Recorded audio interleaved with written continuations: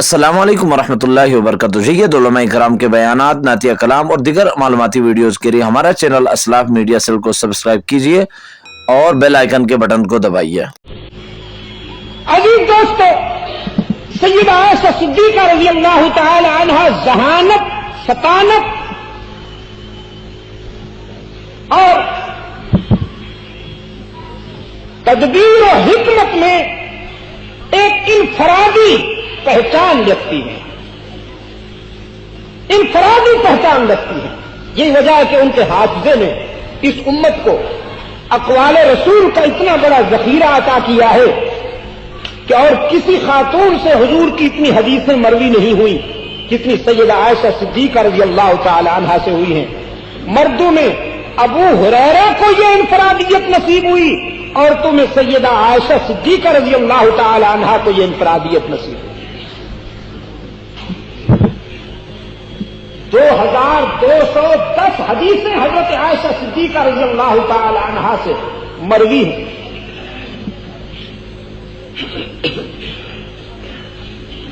اور شریعت مصطفی کے ضمن میں علامہ ابن تیمیہ رحمۃ اللہ علیہ کے تجزیہ کے مطابق تقریباً نصف مسائل جو عورتوں کی زندگی سے تعلق رکھتے ہیں وہ حضرت عائشہ کے حافظے کے ذریعے اس امت تک پہنچے. ہزاروں صحابہ کی استاد ہیں، ہزاروں صحابہ کی استاد ہیں سید عائشہ صدیقہ رضی اللہ تعالی عنہ. اور عبداللہ ابن مسعود رضی اللہ تعالی عنہ کے بقول وہ دقیق ترین مسائل، وہ پیچیدہ مسائل کہ جنہیں حل کرنا ہمارے لیے مسئلہ بن جایا کرتا تھا، سید عائشہ صدیقہ رضی اللہ تعالی عنہ کی خدمت میں جب وہ مسائل پیش کیے جاتے تو چٹکی میں حل کر دیا کرتی تھی. کبھی ایسا نہیں ہوا کہ ہم طالب علم بن کر ام المومنین کی خدمت میں حاضر ہوں اور مطمئن ہوئے بغیر اٹھ آئے ہوں. کبھی ایک بار بھی ایسا نہیں ہوا.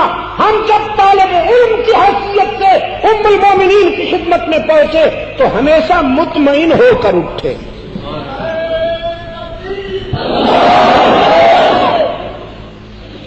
یہ اطمینان کا تعلق طلب سے بھی ہوتا ہے. عزیز دوستو، طلب سچی ہو تو اطمینان ملتا ہے اور طلب میں ملاوٹ ہو تو انتشار پھیلتا ہے. طلب سچی ہو تو اطمینان حاصل ہوتا ہے اور اگر طلب میں ہوس کی ملاوٹ ہو جائے. گئے تو ہیں آپ کسی سے مسئلہ پوچھنے کے لیے، لیکن دل میں یہ طے کر لیا ہے کہ اس کی بات نہیں مانوں گا، اپنی بات منواؤں گا، تو یہ طلب نہیں ہے، ہوس. وہ جتنے بھی دلائل دے گا اس میں مطمئن نہیں ہونا. صحابہ کرام رضوان اللہ علیہ مجمعین میں سچی طلب تھی. عزیز دوستو، سید عائشہ صدیقہ رضی اللہ تعالی عنہ کبھی کبھی حلقہ ازواج رسول میں بیٹھ کر اللہ کا شکر ادا کرتے ہوئے فرمایا کرتی تھی، اللہ نے میری کتاب زندگی میں ایسے ابواب ترتیب دیے ہیں کہ جنت کی حوریں بھی رس کرتی. فرمایا کرتی تھی، دیکھو نا اس آسمان کے نیچے اور زمین کے اوپر کون ہے جو میری اس خوش نصیبی میں میرا مقابلہ کرے کہ میرا انتخاب عرش بری پہ ہوا. ہر بیٹی کا رشتہ باپ ڈھونڈتا ہے، بھتیجی کے لیے چچا بے قرار ہوتا ہے، بھانجی کے لیے ماموں بے قرار ہوتا ہے، بہنوں کے لیے بھائیوں کو فکر ہوتا ہے، لیکن ابو بکر کی نقطۂ جگر کا یہ مقدر ہے کہ اس کے لیے رشتہ اللہ نے منتخب فرمایا.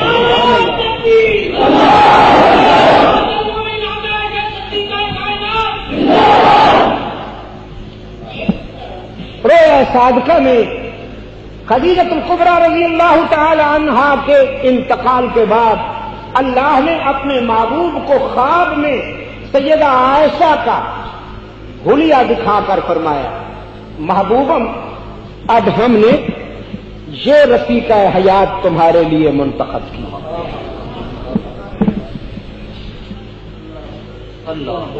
پھر فرمایا کرتی تھی کہ یہ انفرادی سعادت صرف میرے حصہ میں آئی کہ میں باقرہ کی حیثیت سے خانوادہ نبوت میں داخل ہوئی،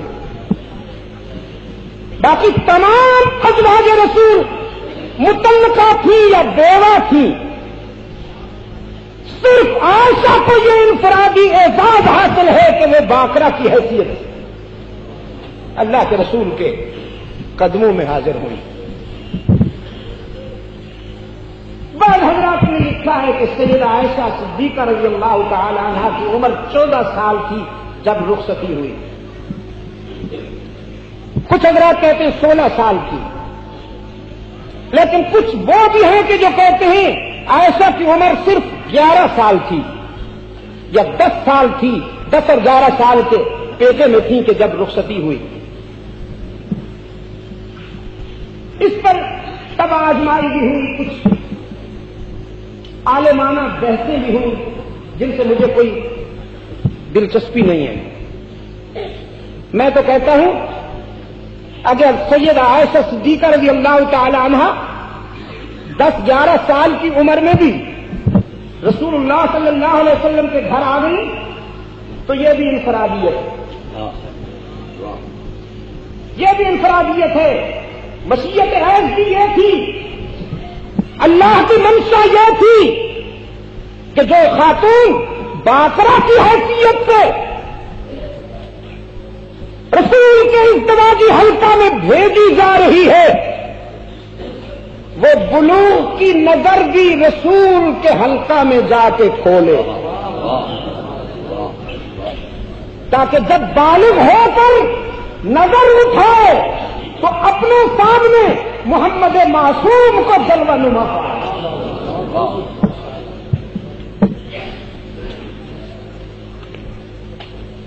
یورپ نے آبجیکشن کیا تھا،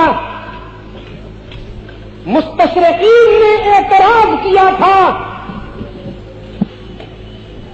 ان کو اللہ نے ایسا جواب دیا کہ منہ دکھانے سے قابل نہیں رہے۔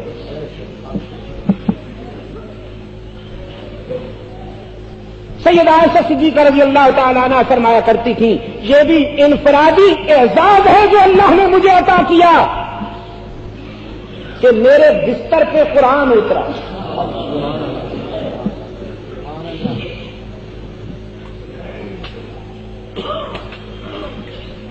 فرماتی تھی یہ اعزاز بھی صرف اللہ نے مجھے عطا کیا کہ میرا مسکن، میرا حجرہ رسول کی دائمی آرام گاہ بن گیا۔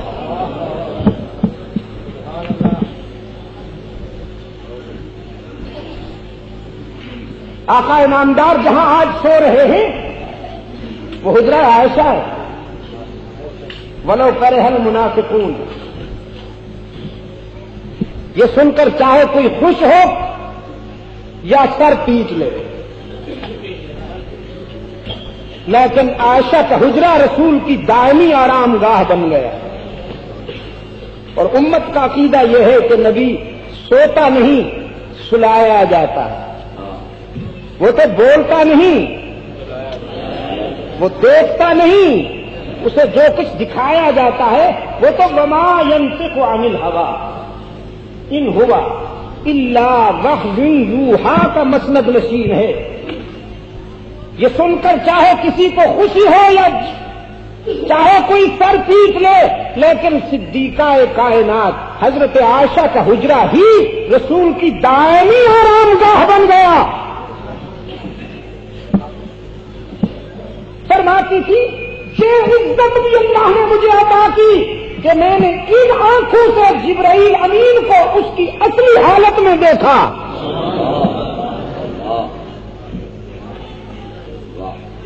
اور فرمایا کرتی تھی یہ رضی اللہ تعالی عنہ پر الزام تراشی کی، بہتان تراشی کی، بدزبانی کے تیر چلائے تو فرماتی تھی وہی کے کٹہرے میں اللہ نے میرے حق میں گواہی دی۔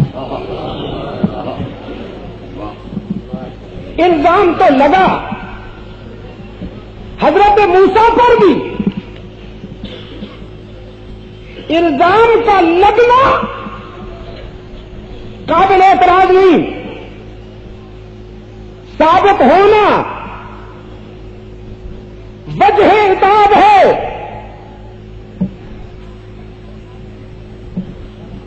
اگر کوئی یہ کہتا کہ صاحب خدیجہ پر یہ الزام کیوں نہیں لگا،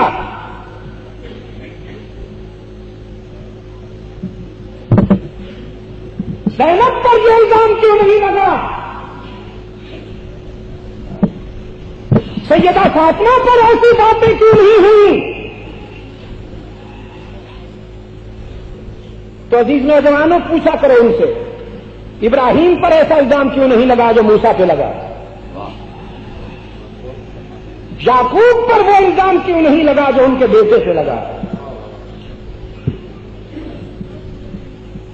آسیہ پر وہ الزام کیوں نہیں لگا جو مریم پہ لگا۔ یاد رکھیے اللہ اپنے بندوں کا جب درجہ بلند کرتے ہیں تو اس کے لیے مختلف صورتیں پسند فرماتے ہیں، وہ جس کے لیے جو چاہیں صورت پسند فرما لیں۔ اللہ کے فیصلوں پر اعتراض کرنا مسلمان کا نہیں بد نصیب کا مقدر ہے۔ الزام حضرت موسیٰ پہ بھی لگا، الزام حضرت یوسف پہ بھی لگا، اور الزام سیدہ مریم پہ بھی لگا، موسیٰ پہ الزام لگا۔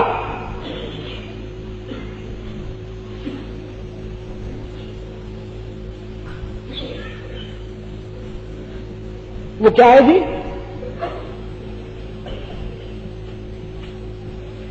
فرمایا وراودته التي هو في بيتها عن نفسه وغلقت الأبواب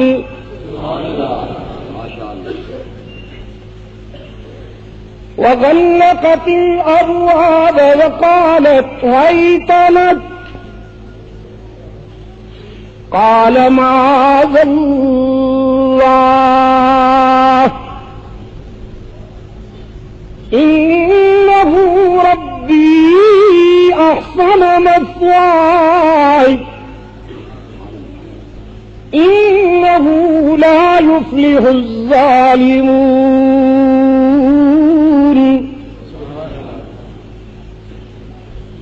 ولقد همت به وهم بها لولا أن رأى برهان ربه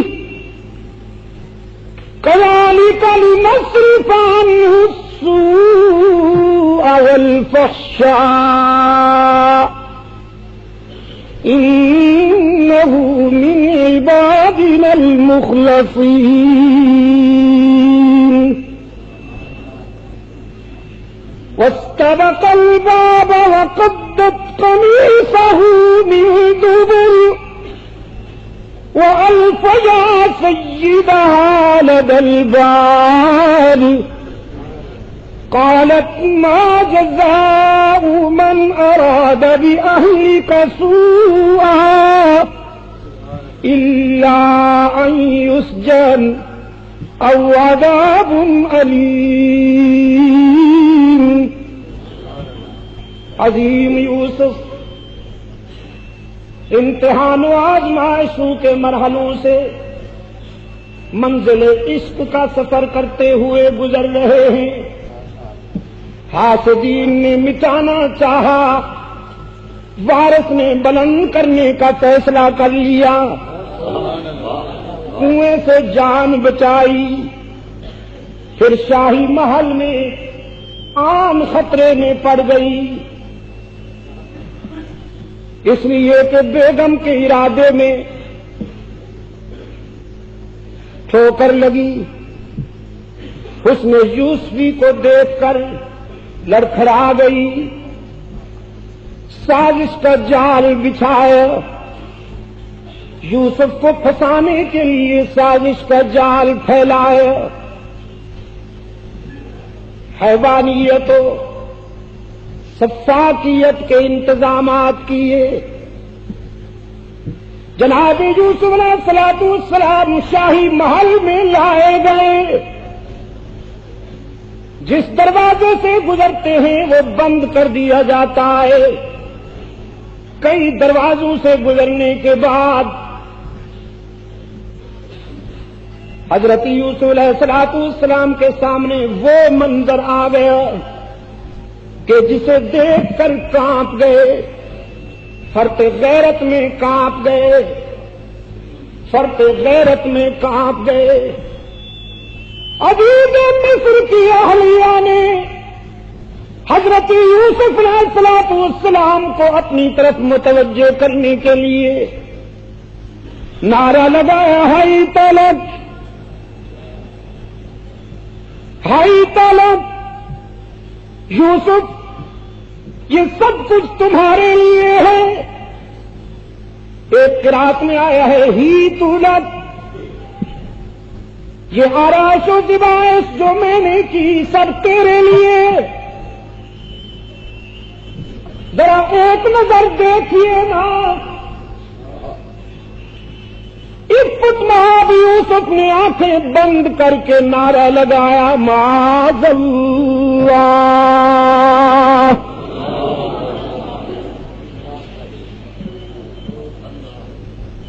تیری طرف کیسے دیکھوں، تو بول و براز کا مجسمہ ہے، او غلاظت کی بوری، بدبو کا ٹینک،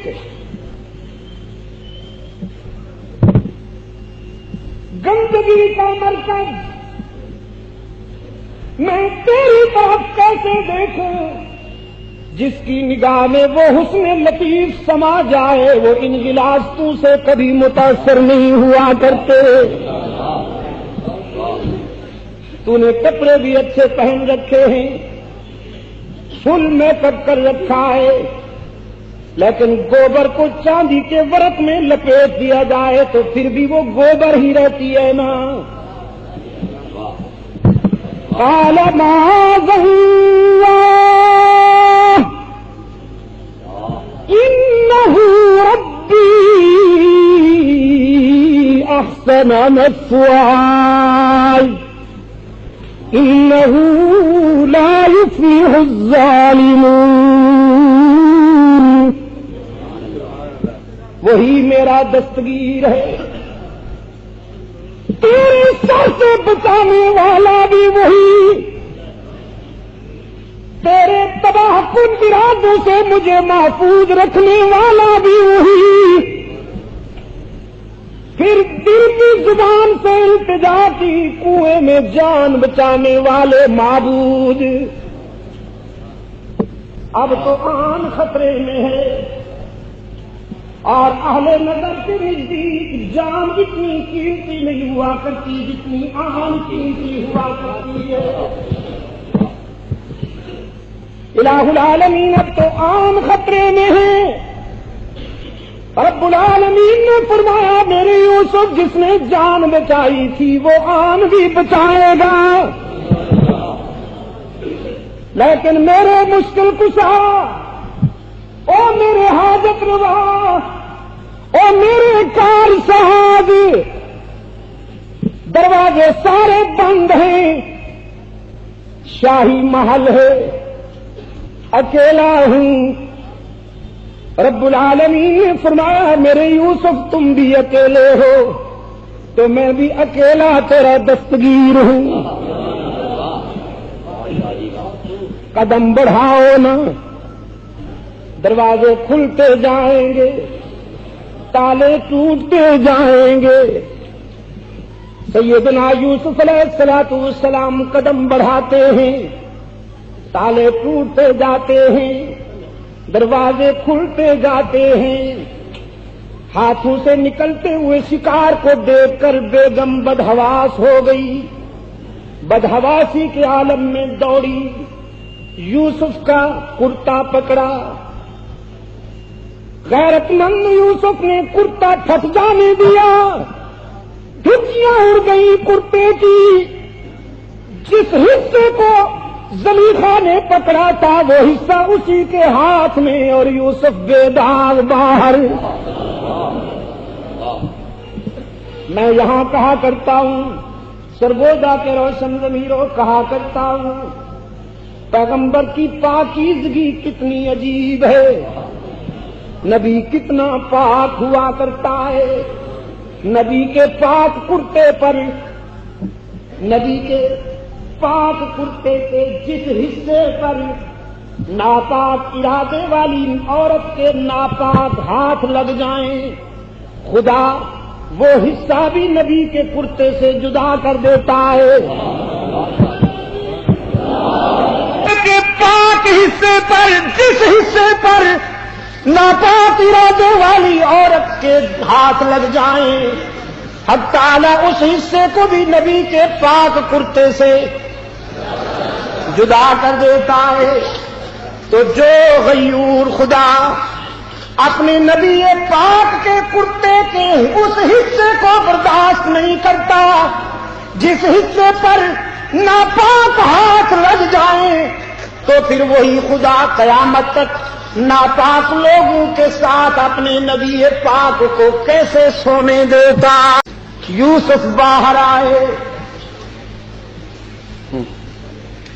قرآن پاک نے فرمایا وارف یا سیدہا لدی الباب، باہر آتے ہی عزیز مصر سامنے آ گیا، بیگم نے فوراً موقف بدلا، ایکٹنگ تھی نا، عشق نہیں تھا، ہوس تھی، آئے، ہوس کبھی وفا نہیں کرتی، عشق سولی پر چڑھ جاتا ہے، عشق آتش نمرود میں کود جاتا ہے، اس لیے کہ عشق سچائی کی بنیاد پہ سفر کرتا ہے اور ہوس ایکٹنگ کی بنیاد پہ سفر کرتی ہے۔ ہوس کے موقف بدلتے رہتے ہیں، عشق کا موقف کبھی نہیں بدلتا۔ موقف بدلا بیگم نے، قرآن پاک نے فرمایا قالت ما جزاء من اراد باہلک سوءا الا ان یسجن او عذاب علیم۔ عزیز مصر سے کہنے لگی اچھا صلہ ملا، اچھا صلہ ملا ہے، بڑی چاہتوں سے پالا تھا نا اسے، دیکھ اس کی جوانی تیری آبرو کے لیے خطرناک بن گئی، آج اس نے تیری عزت پہ ہاتھ ڈالنا چاہا کہ یہ تو مجھے داد دیجیے، میں نے کمال کیا کہ لڑ جھگڑ کے عزت بچا لی، ورنہ اس نے تو حد کر دی تھی۔ جھوٹا موٹا رونا بھی شروع ہو گئی، سزا بھی تجویز کر لی کہ الا ان یسجن او عذاب علیم، ڈال دیجیے اسے جیل میں یا کوڑے مار مار کر صفحہ ہستی سے مٹا دیجیے۔ یوسف معصوم نے اپنی صفائی میں بیان دیتے ہوئے فرمایا ہی راودتنی عن نفسی، نہیں عزیز مصر مجھے اپنی ذات کا فکر تو نہیں، لیکن جس منصب پہ میں بیٹھا ہوں کہیں وہ منصب بدنام نہ ہو جائے۔ نبی لوگوں کی عزت پر ہاتھ اٹھانے نہیں آتے، لوگوں کی عزت کے تحفظ کے لیے آیا کرتے ہیں۔ جھوٹ کہتی ہے اس نے میری آن کو خطرے میں ڈالنا چاہا، حملہ آوری یہ تھی، میں نے تو دفاع کیا ہے۔ رب العالمین نے فرمایا پیارے یوسف پھر بولتے ہو، جب مجھے پکارا تو پھر بولتے کیوں ہو؟ میں اسی کے گھر سے تیری پاکیزگی بیان کرواؤں گا. وشہد شاہد من اہلہا ان کان قمیصہ قد من قبل فصدقت وهو من الكاذبین وَإِن كَانَ قَمِيصُهُ قُدَّ مِن دُبُرٍ فَكَذَبَتْ وَهُوَ مِنَ الصَّادِقِينَ فَلَمَّا رَأَىٰ قَمِيصَهُ قُدَّ مِن دُبُرٍ قَالَ إِنَّهُ مِن كَيْدِكُنَّ إِنَّ كَيْدَكُنَّ عَظِيمٌ. یوسف عارض عن هذا واستغفری لذنبک انک کنت من الخاطئین. عزیز مصر کا اسی گھر کا ایک لڑکا گواہ بن گیا. کہنے لگا بادشاہ جی نہ اس کا الزام مانیے نہ اس کی صفائی مانیے, اپنے عقل سے کام لے کر حالات کا جائزہ لیجیے.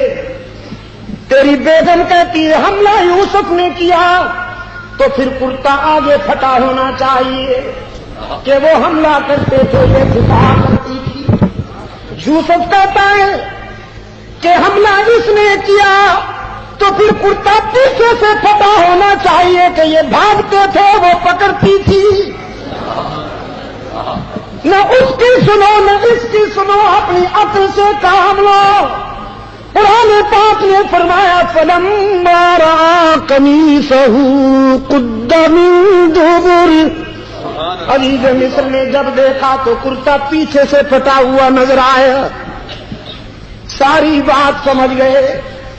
یوسف سے معافی مانگی اور بیگم سے کہا تو اللہ سے معافی مانگ, بہت بڑی خطا ہو گئی تجھ سے. واستغفری لذنبک انک کنت من الخاطئین. حضرت یوسف پر الزام لگا تو عزیز مصر کے گھر میں اللہ نے ایک لڑکے کو وکیل صفائی بنایا. حضرت موسیٰ پر الزام لگا تو ایک عورت وکیل صفائی بن گئی. سیدہ مریم پر الزام لگا تو عیسیٰ وکیل صفائی بن گئے. لیکن صدیق اکبر کی لخت جگر, محمد عربی کی آبرو, مسلمانوں کی مادر محترمہ حضرت عائشہ پر جب الزام لگا تو نہ لڑکے سے کام لیا گیا نہ کسی عورت سے کام لیا گیا, خود خدا وکیل صفائی بن گیا.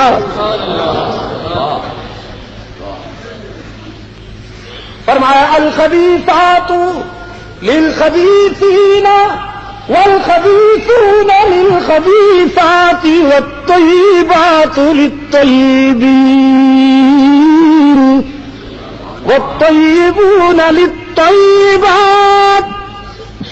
پاک بیویاں پاک مردوں کے لیے اور پاک مرد پاک بیویوں کے لیے ہوا کرتے ہیں. یاد رکھیے یہاں جو پاکیزگی مراد ہے وہ اخلاق کی پاکیزگی مراد ہے, اور جو خباثت مقصود ہے وہ بھی اخلاق کی خباثت مقصود ہے. اس لیے کہ حضرت نوح علیہ الصلوۃ والسلام کے گھر میں ایک ایسی خاتون تو تھی کہ جس کا عقیدہ صحیح نہیں تھا, لیکن میرا دعویٰ ہے کہ اس کے اخلاق بیمار نہیں تھے, اس کا دامن پاک تھا. حضرت لوط علیہ الصلوۃ والسلام کے گھر میں ایک ایسی خاتون تو تھی کہ جس کا عقیدہ صحیح نہیں تھا, کہ اس کے اخلاق خراب نہیں تھے، اس کا دامن پاک تھا. یہاں پر جو پاکیزگی مراد ہے وہ اخلاق کی پاکیزگی ہے. سرکار دو عالم صلی اللہ علیہ وسلم سیدہ عائشہ صدیقہ رضی اللہ تعالی عنہا کے پاس بیٹھے.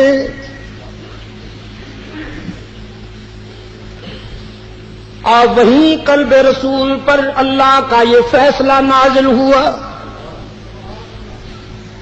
فرمایا الخبیثات للخبیثین والخبیثون للخبیثات والطیبات للطیبین والطیبون للطیبات. پاک بیویاں پاک مردوں کے لیے اور پاک دامن مرد پاک دامن بیویوں کے لیے ہوا کرتے ہیں. ناپاک بیویاں ناپاک مردوں کے لیے اور ناپاک مرد ناپاک بیویوں کے لیے ہوا کرتے ہیں. قرآن کریم میں جرح کے انداز میں وکیل صفائی کے انداز میں رب العالمین نے دنیا والوں کے سامنے یہ حقیقت رکھ دی. جس نے عائشہ کی عظمت کا اندازہ کرنا ہو وہ عائشہ کے شوہر کو دیکھ لے. جس کا شوہر محمد معصوم ہے اس کی بیوی کتنی عظیم ہے. پھر رب العالمین نے جج کی حیثیت سے فیصلہ صادر کرتے ہوئے فرمایا اولئک مبرؤون مما یقولون. میں فیصلہ کرتا ہوں کہ عائشہ کا دامن ان تمام الزامات سے پاک ہے جو منافقین نے لگائے ہیں. سیدہ عائشہ صدیقہ کی والدہ قریب بیٹھی ہیں. قرۃ ورزق کریم. ہم نے تیرے لیے صرف تیرے لیے نہیں بلکہ تیرے اس دکھ میں جتنی آنکھیں بھی اشک بار رہی ہیں لہوم جمع کا صیغہ ہے ان سب کے لیے مغفرت اور رزق کریم تیار کیا ہے. الہ العالمین جنہوں نے جھوٹا کیس بنایا تھا ان پر کوئی جرمانہ بھی تو عائد ہونا چاہیے. فرمایا والذی تولی کبرہ منہم لہ عذاب عظیم. ان کے لیے دردناک عذاب ہے اور تیرے روحانی بیٹوں کے لیے مغفرت ہے اور رزق کریم ہے. عائشہ کے دشمنوں کے لیے دردناک عذاب آخرت میں بھی. عائشہ کے دشمنوں کے لیے دردناک عذاب اور عائشہ کے غلاموں کے لیے روحانی بیٹوں کے لیے مغفرت اور رزق کریم. عائشہ کے دشمنوں کے لیے دردناک عذاب ہے کہ نہیں؟ یہ سننے کی بات ہے یا دیکھنے کی؟ یہ تو مشاہدہ ہے دوستو. حشر میں جو عذاب ہوگا وہ تو حشر کی آنکھیں دیکھیں گی. لیکن عائشہ صدیقہ رضی اللہ تعالی عنہا کے دشمنوں کو دنیا میں بھی جو دردناک عذاب دیا جا رہا ہے سمجھ میں نہ آئے تو ان کا مقدر، ورنہ اس سے بڑا عذاب کیا ہو سکتا ہے.